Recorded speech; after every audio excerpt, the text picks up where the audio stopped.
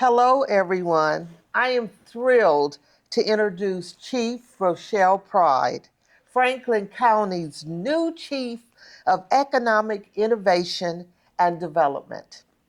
Chief Pride is leading groundbreaking work to align business, workforce, and community development while directly addressing our region's affordable housing crisis. And I do mean crisis. She's driving forward the Rise Together Poverty Blueprint, ensuring that policies aren't just plans on paper, but people centered solutions that improve quality of life for Franklin County residents. At the Faces of Courage Human Empowerment Conference, Chief Pride will share with other leaders her vision for inclusive development and the opportunity ahead for those most vulnerable in our community. We are honored, and I do mean honored, to have her with us, and we know her message will inspire hope, action, and change. Welcome, Chief Pride, and I must say I am one of your biggest fans. Oh, thank you so much, Miss Sallie, and thank you for having me. And I am honored to be with you today. So I am a fan of you as well. Can we just dive right in? Because there are so many Absolutely. questions, and we're not going to get to all of them.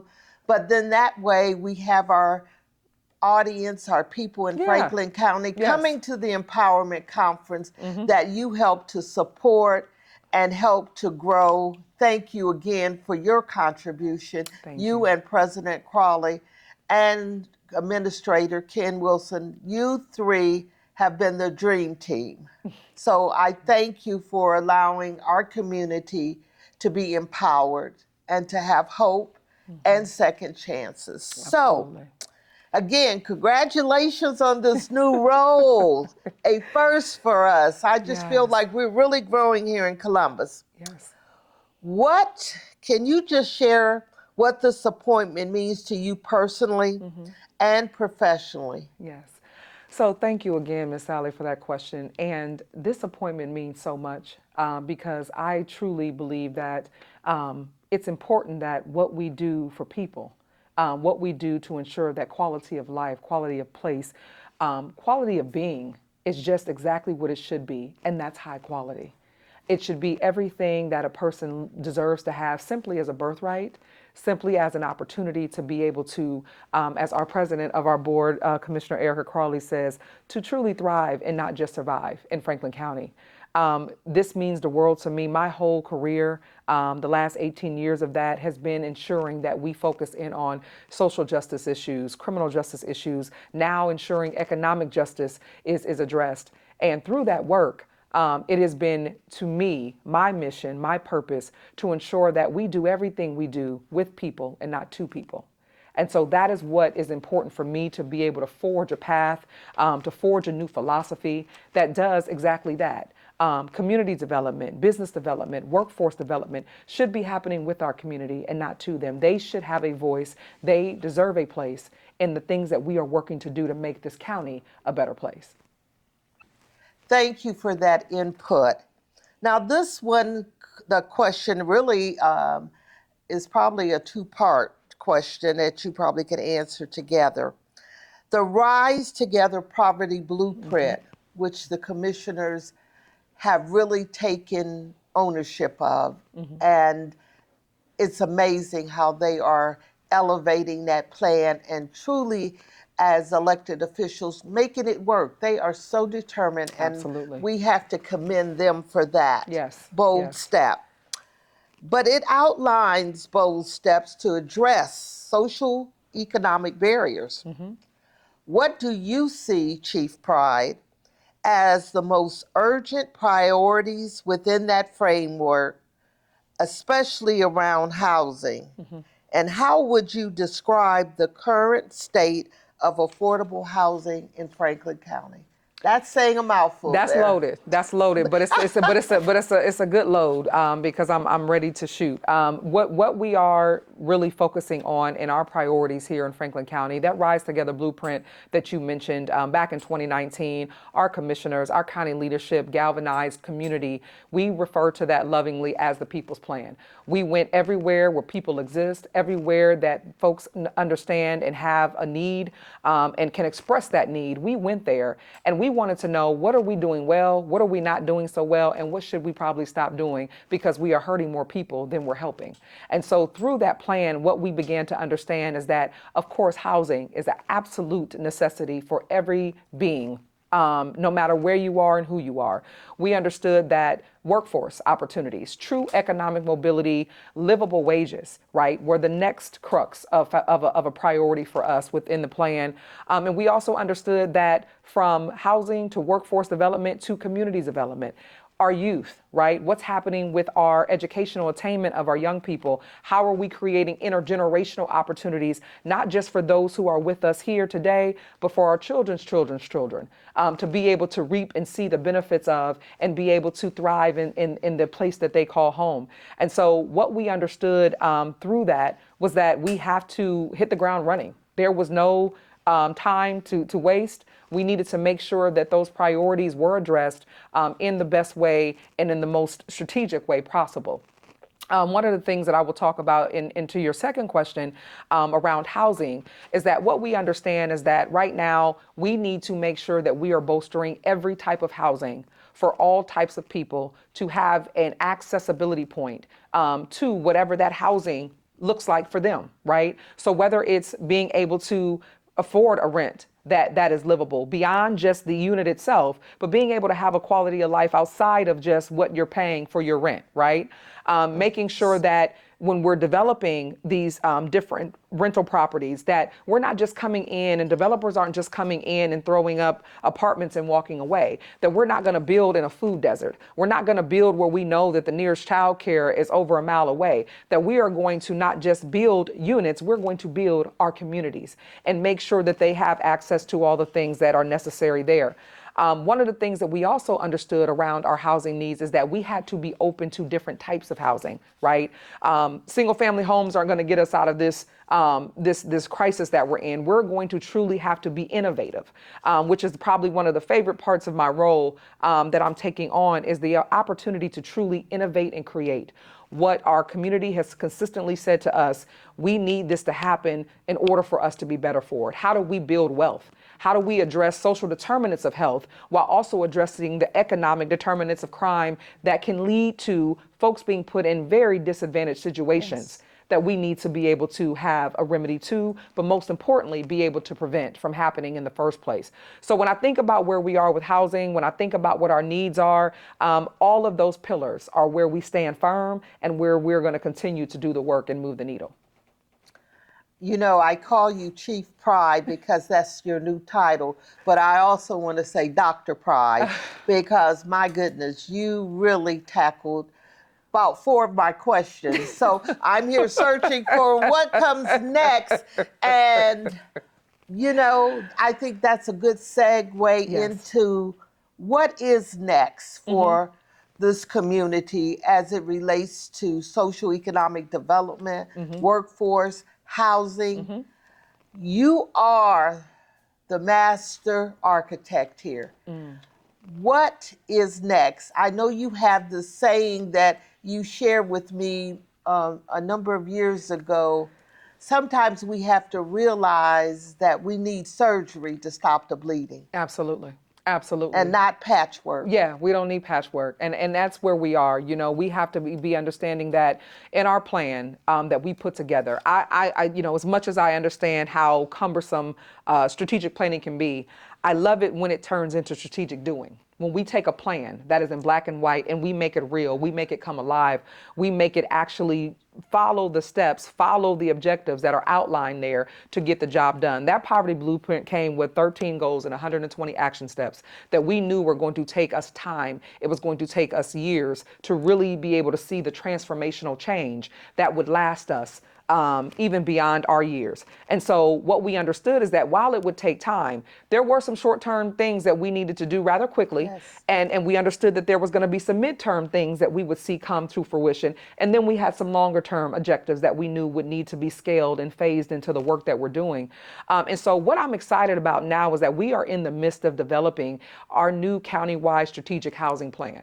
We are in the midst of looking at everything that needs to be encompassed in that plan to ensuring that the social determinants of health that I mentioned earlier, from where a person is able to obtain economic mobility through workforce, where individuals are able to attain the access to educational options that benefit them, skills and trade opportunities that are able to benefit them, looking at making sure that we have a quality transit system. Our partners at CODA, our partners at MORPC, other organizations that are involved in this work have really made sure that we're hitting on every facet of the needs in our community, because housing is absolutely the priority and the pillar, but everything else has to come together in that wheel in order for there to be a turn for the future that we want to see here. And so I'm excited about the plan. I'm excited about those that we are going to engage. We're going to be engaging the community, having several stakeholder sections and community conversations where we are truly gleaning from our community, no different than we did for our blueprint plan. We really want to make sure that we are hearing the voices of those that need to be heard, and that everybody has a seat at the table in this conversation and in our future of this plan.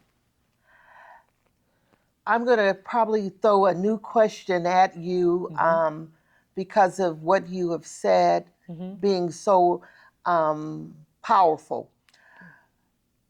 What do you think, Dr. Pride, drives this county leadership team to really roll their sleeves up, to engage this community, to take action, and to be approachable?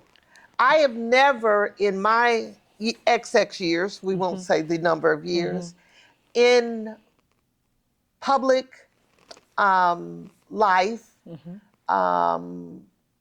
community involvement, advocacy, what have you, seen such driven, powerful people following through on walking what they taught. Yeah.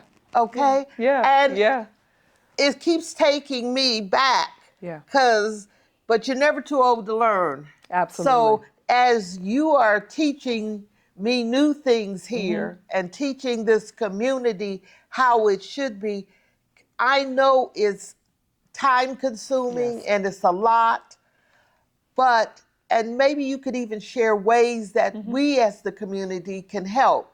But I am just in awe. And if you could just share, what does driving force and what brand of Kool-Aid is this? Because you're not just drinking a Kool-Aid, you are putting it in action, all of this leadership. And I'm truly impressed with it. Thank you. Thank you for that question, Ms. Sallie. And I will tell you, I like to humanize every conversation, right, that I have, because to me, there's an art in storytelling, and there's a story in understanding the heartbeat of people and why they do what they do.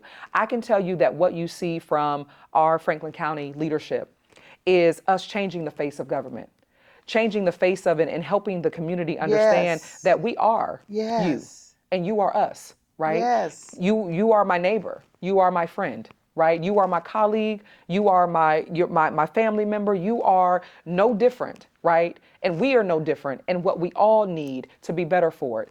One of the things that I always, truly wholeheartedly believe in when I know that getting into this public service work, and I've told you this, Miss Sallie, I believe this is me in purpose on purpose. Right?